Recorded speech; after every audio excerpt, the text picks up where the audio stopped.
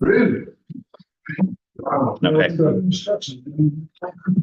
All right. So just to get back to you from yesterday. So if you want, I mean, I could send to you, or I could, or you could, I could. So the source is Kabbalistic. So it's not legal. Um, it comes from Zohar in Parshas Naso. Um, and the gist is that in order to increase the holiness, you want to have someone else who is holy sanctifying you. Meaning, we wash our hands for multiple reasons. One of which is there's cleanliness before you pray. During the night, you may have touched parts of your body that are unclean, so you want to be clean. Another reason is for purity. For example, when we wash our hands for bread, so that was a rabbinic decree in order to remind you, in case you were going to touch truma bread, which cannot become tameh. So before touching bread, before eating bread, the rabbis wanted to remind you of your personal tameh tahar status, and therefore they actually placed a rabbinic level tuma on your hands that you then had to get rid of by washing them, in order just to be aware of whether you were tameh tahar before you touched truma. So you have washing your hands for cleanliness, for purity, and then you have in the Beit HaMikdash washing your hands for sanctity, kedusha, which is excuse me, also one of the reasons why we wash our hands in the morning. We're about to pray, we're about to serve God throughout the day, and so like the Kohanim in the Beit HaMikdash, we wash our hands to sanctify ourselves. So the question is, Kohanim washing their hands before Birkat Kohanim, is that for purity, cleanliness, or sanctity? So it happens to be that the Rambam seems to say that as long as you washed your hands in the morning and you haven't touched anything impure, a dead rat or whatever it is, since then, or you haven't gone to the bathroom since then, that would actually be fine. And you don't have to wash your hands immediately prior to the Birkat Kohanim. Beit Yosef in Shulchan Aruch says, based on this Zohar, that that's not good enough. In addition to washing your hands for purity purposes, you also want to wash your hands for sanctity purposes before Birkat Kohanim. And therefore, just like the Kohen in the Beit HaMikdash, before he would serve, he needed to be sanctified with these waters. So we want to mimic that by washing your hands before you do Birkat Kohanim. Birkat Kohanim is actually compared in the Torah to a service, to an avodah, which is why it has to be done standing. It has to be during the daytime. Certain rules that apply to service in the Beit HaMikdash apply to the Birkat Kohanim. That's why we don't have Birkat Kohanim in Arvid. So because we want to sanctify the hands according to the Zohar before the Kohanim do this quasi avodah, this quasi service, so it should be done by someone else who is sanctified, a Levi. We don't want to do it.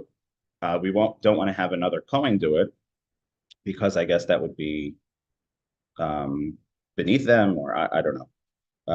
But the idea is, instead of having a non-Kohen or non-Levi, plain old Yisrael like me do it, which wouldn't provide any sanctity to the hands, or not enough sanctity, I don't know. So you want to have someone like a Levi. So that's actually.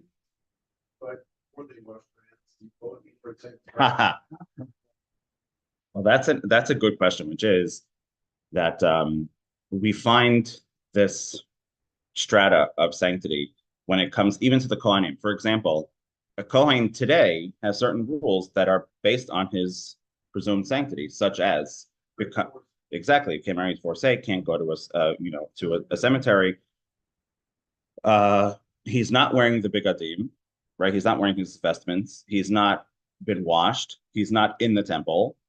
All sorts of things. If he were to wear this while doing service in the Beit HaMikdash, he would be treated, the service would be disqualified. Why? Because he is like a non-Kohen. Because when we say Kohen doing service in the Beit HaMikdash, we mean with his garments. The Gemara says, Bisman shebigdehem aleihem kunatam aleihem. When their garments are on them, their priesthood is on them. Bisman she'ein bigdehem aleihem. When the garments are not on them, ein kunatam aleihem.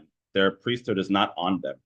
So obviously, he can't now go marry a divorcee. So there seems to be this strata of Kohanic sanctity. Kohanic sanctity outside the temple, outside of service, and Kohanic sanctity, which requires some higher level of sanctity when he's actually serving. There's a so the same way a Kohen cannot marry a divorcee outside Beit Mikdash, a Levi has his sanctity without without doing anything. But then when the Kohen goes up to do Birkat Kohanim, a quasi service, he needs that extra layer of sanctity, which is why he needs to be washed.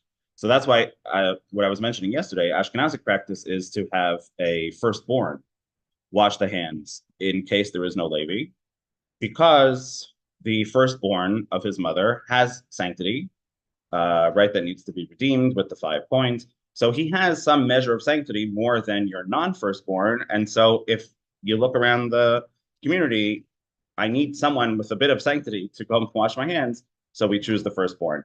But the strict reading of the Zohar is just the Levi. Right. So ideally, if there is no Levi, so I believe what it says in Shulchan Aruch is that based on just the strict reading of the Zohar is that the Kohen washes his own hands as opposed to a non-Kohen washing his hands. Right. Okay, so that is that. Well, okay, thank you.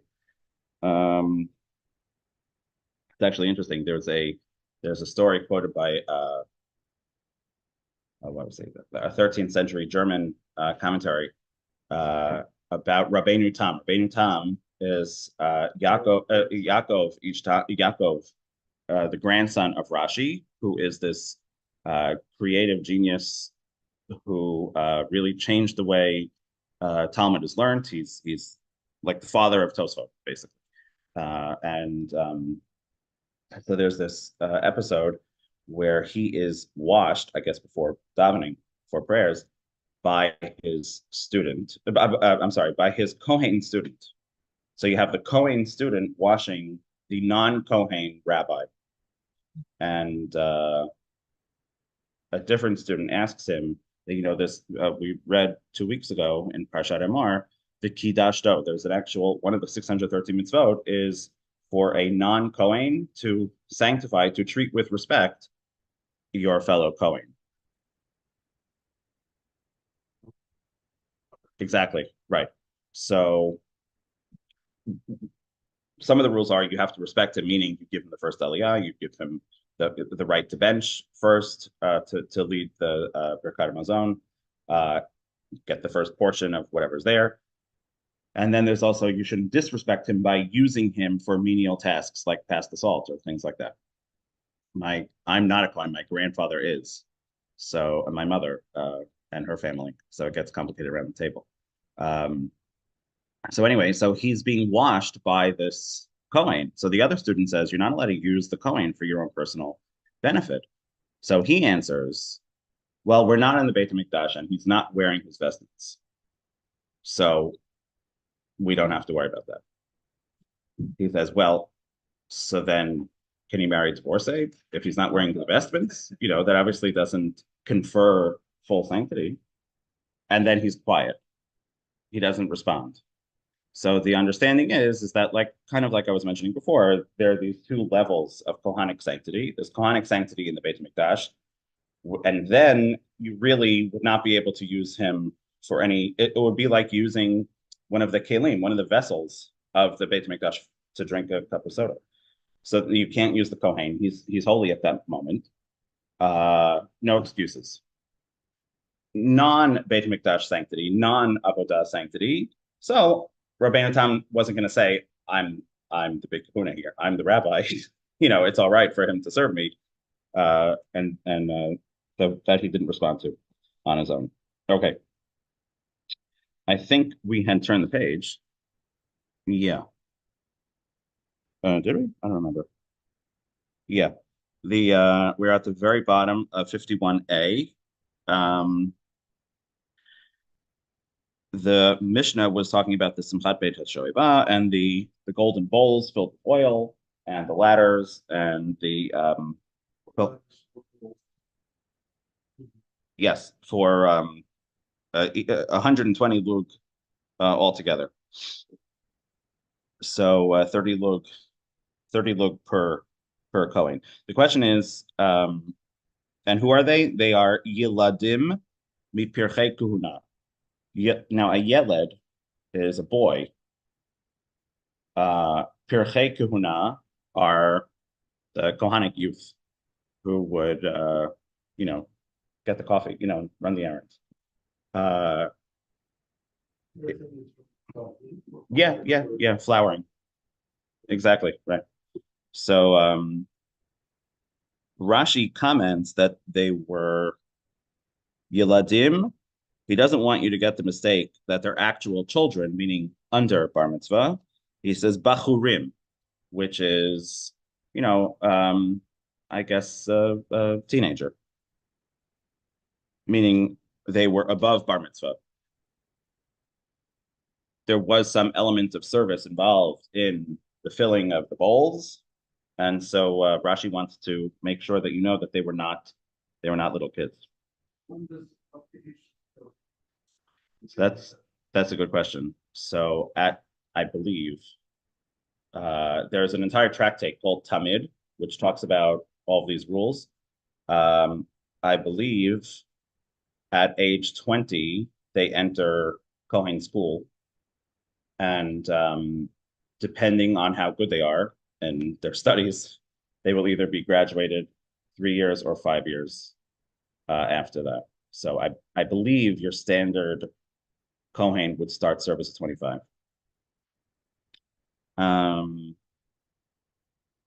Okay.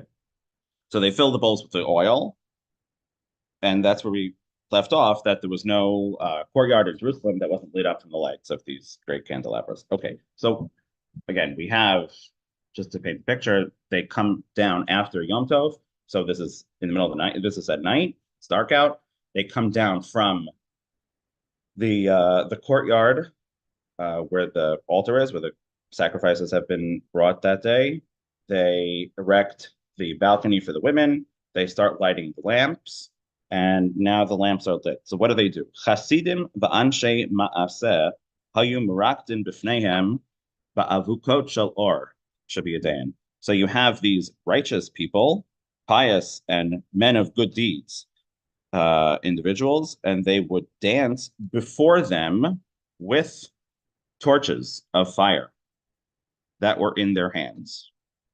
Rashi comments, what does that mean? They would dance with torches of fire. They would juggle torches. Rashi says the ones who couldn't do, some were able to do 4 or more. So, the more talented you were, I guess, the better the spectacle.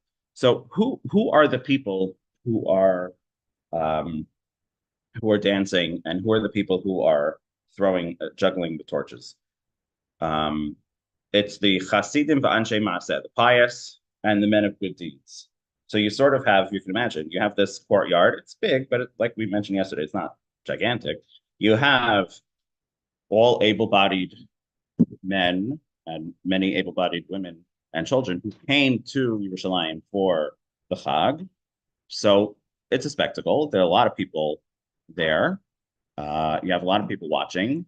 And whereas we would be more familiar with everyone dance or everyone participate, like Simchat Torah, everyone joins the circle. Here, it's a very elite group of people who actually participate in the dancing and the merrymaking, and you have everyone else who are just watching from the side, which is, Maimonides Rambam makes a point of that to say there are looking at it from two perspectives. From the perspective of the Chasidim Anshe Maseh, from the pious people.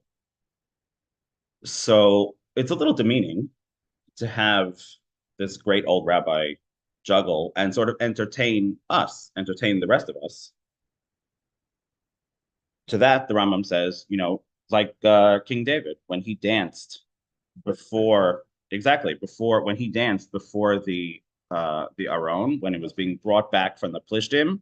So the pasuk says that his sleeve, when he was dancing and hopping and jumping, his sleeve may have come up a bit, and it was very disrespectful for a king. And his wife criticizes him, and she was severely punished because before God, none of us are that special, and we shouldn't be concerned with our own dignity when what we're doing is to be joyous in front of Hashem. So the Simchat Beit HaShoeva, you have specifically, it's the greatest among us who are there juggling and dancing and making merry in order to show no one is above dancing and sort of being fun in when it comes to the honor of Hashem. What did they do? What did they say? The Omrim Lifneihem Divrei Shirot v'Tishbachot. They would say words of song and praise to Hashem, which the Gemara will elaborate on what these praises are. So the Leviim are there with their instruments. So you have harps, and so the Mishnah is about to say that Al Chameshes Ma'alot HaYordot Me'ezrat Yisrael Ezrat Hashem. They standing on the 15 steps that were that led from the courtyard of the Kohanim and the Israelites down to the courtyard of the women. So they're there with all these different types of instruments. It's what does their my uncle lives in Yerushalayim. He's a Kohen. So the Machon Mikdash, the Temple Institute, will sell you a set of vestments, a set of clothing, of garments to serve in the Beit Mikdash to be ready for when Mashiach comes. So he what? So he bought a set, and he studied the laws of Korbanot to be ready, and from time to time throughout the year, he actually goes and they do these practice runs in front of crowds. So I lived there for 5 years, we would go, and so there was one Korban Pesach practice run, and so there is Hallel sung as thousands of animals being slaughtered, and the Gemara says that the blood would come up to their knees. It's quite a scene, like you say, like a slaughterhouse. There's also the Levim are singing Hallel. So I'm imagining, like, what tune did they use for the Hallel? So there was a guy there at this practice Korban Pesach with a keyboard playing Kalbach tunes. So somehow, I don't know what Hallel sounded like in the Beit HaMikdash. Reb Chaim Soloveitchik thought that we have the cantillation notes, or in Yiddish they call it the trup, the Tamei Mikra, the notes that you read the Torah based on. Different communities sound different. The German community, Sephardi community, Ashkenazi, they all have different sounds. Each book has its own notes, meaning the symbol, whether it's those squiggly lines or the diagonal lines, whatever it is, the diamond-shaped one. So the way that would sound when you're reading the Torah is different from the way it sounds when you're reading the Haftorah, or when you're reading the Book of Esther, or when you're reading the Book of Ruth, or something like that. So it happens to be that Tehillim has its own notes based on the same symbols, based on the same sound, the same direction, musical notes that we are familiar with from the other readings. Yes. So the assumption is that we've lost the tradition of what that sounds like.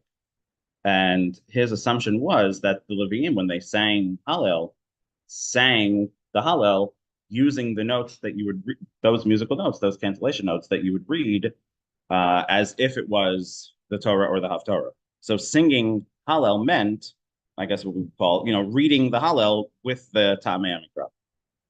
So they're there with all these instruments on the 15 steps. The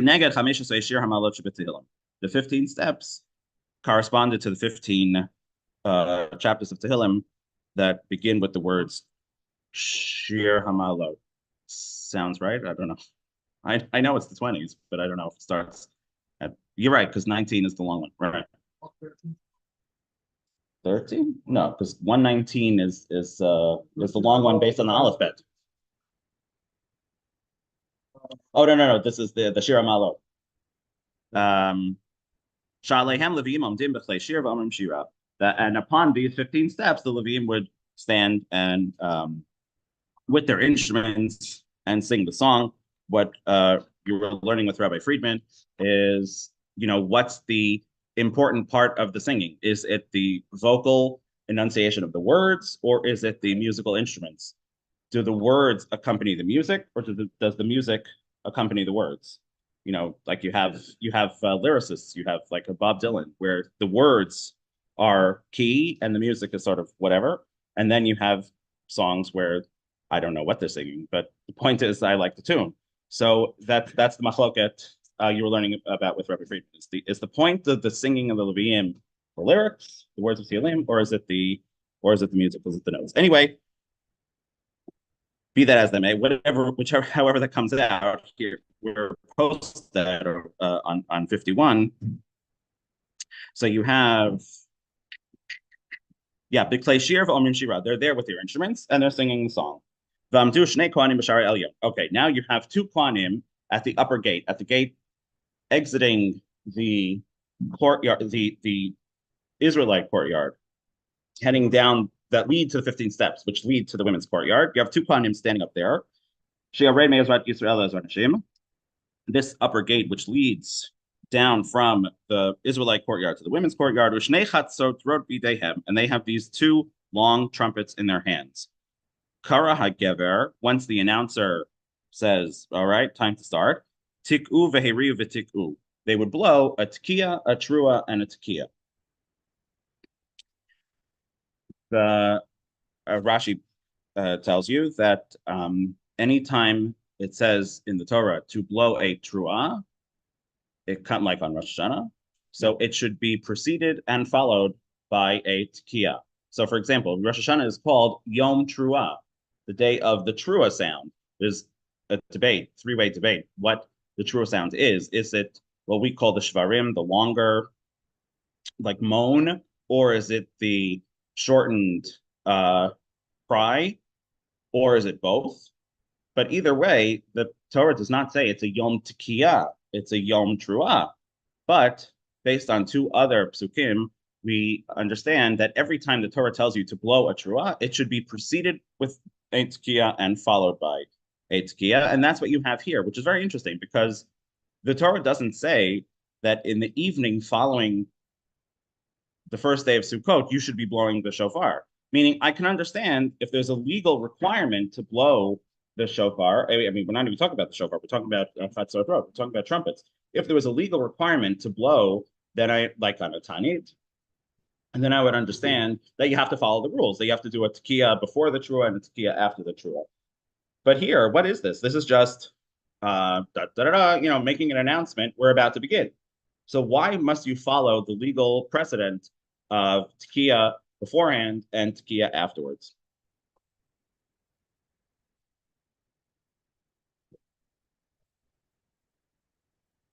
Hmm. Hmm. Meaning once the rabbis determine that that's the procedure for every time you blow, then you got to do that all the time so as not to lose. All right.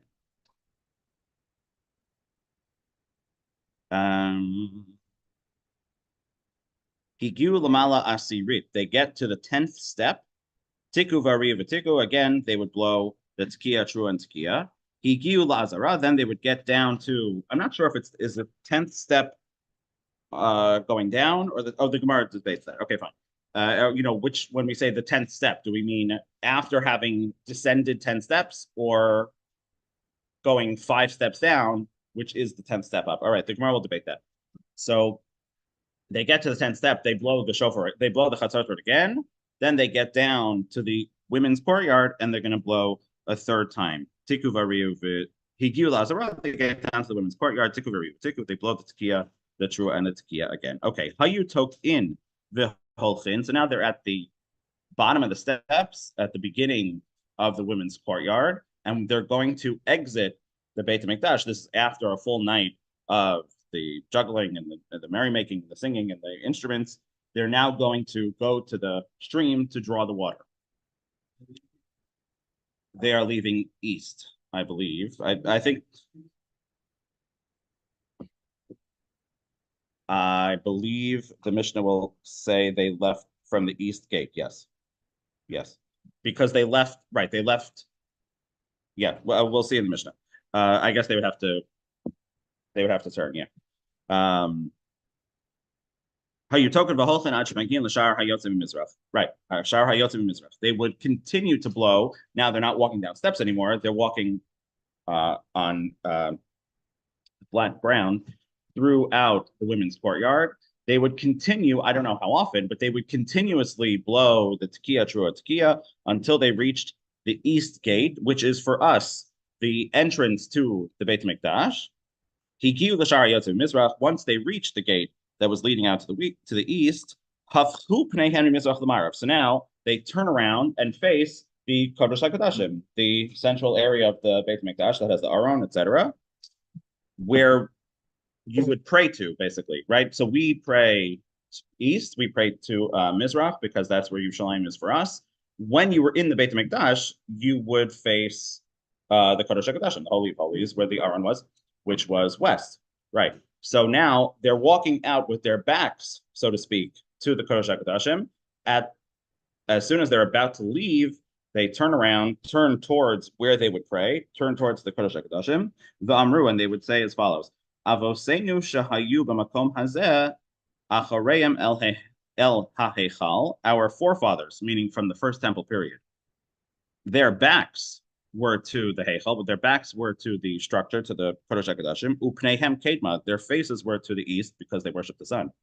U'mishtachavim kedma l'shemesh, they would bow east towards the sun. Excuse me, because they were idol worshippers. The Anu, however, yeah. Well, the end. So no, it says b'makom hazeh. Avosenu hayu b'makom hazeh. Our forefathers in this spot would face the east.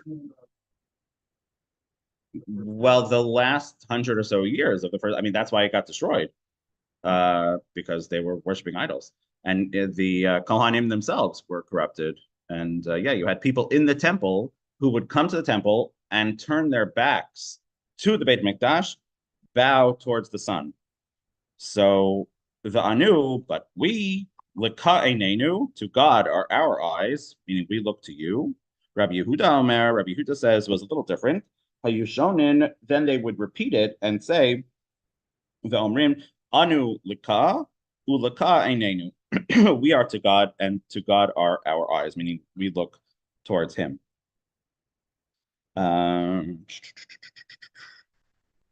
Okay, so there you have the Mishnah, which basically describes the celebration element of the Simchat Beit HaShoeva. As we mentioned yesterday, I think there's a debate where the source for this Simchat Beit HaShoeva comes from. Rashi comments that it's from the pasuk in Tehillim, Usha'avtem mayim b'sason, draw water with joy. What's that talking about? You must be talking about the time when you biblically have to draw the water for the Nisach HaMayim, for the libation of the water. And that should be done with joy. Maimonides, the Rambam says that it's based on the pasuk we read 2 weeks ago, that on Sukkot, usmachtem lifnei Hashem Elokechem shivat yamim, that you should rejoice before God for 7 days. So whereas the Rambam thinks that this is joy, celebration, merrymaking, because of the holiday of Sukkot, one of the details of which are this libation of water, Rashi thinks that this is, I mean, obviously it's not, it may not be a coincidence that this libation takes place on Sukkot. Like I mentioned, we're judged for our water supply on the holiday of Sukkot, but this is more about the service of the drawing of the water that should be done with joy.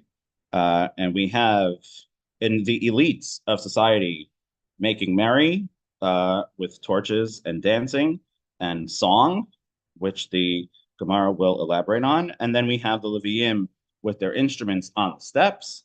And then we have the procession leading down the steps, throughout the courtyard to the outside, which is accompanied with two Kohanim blowing trumpets in a legal fashion and with the tekiah and then the teruah and tekiah. And then right before they're about to leave, we have this "we're better than them" sort of comment that we're not worshiping idols like they did at the end of the first temple. So it's clear, by the way, I think we were talking about this yesterday, it's clear from the Mishnah that we're talking about second temple procedure here, because they're saying we're not like the ones back then. So whether it looked the same in the first temple or not, I don't know. But that's what this that clearly that's what the Mishnah is talking about. Okay, and I guess we will stop here for today. So we'll begin with the Gemara tomorrow. Okay, thank you. Very good. And it didn't go? Which one? Zoom or? Yeah. Okay. No one signed. But you have to be signed. Oh, No. do I? Could have been people on Zoom. I'm not there. Like, when I was working here. I go live. It is No, live stream, but I don't know where it pops. I didn't Pop up accept I them. was popping it. Except- I'm sorry, everyone just got off. How about wait, Mark? How about if you don't mind, exit out of Zoom and then try to get back in, and then that way we'll see Right, if the right. thing comes up. Where I would say. Max? Yes. Yeah, yeah. Ah, you're right. Right. So you gotta Okay. click on- Sorry. Oh, Alrighty. it's fine. Yeah. No, Okay, fine. Got it. All right.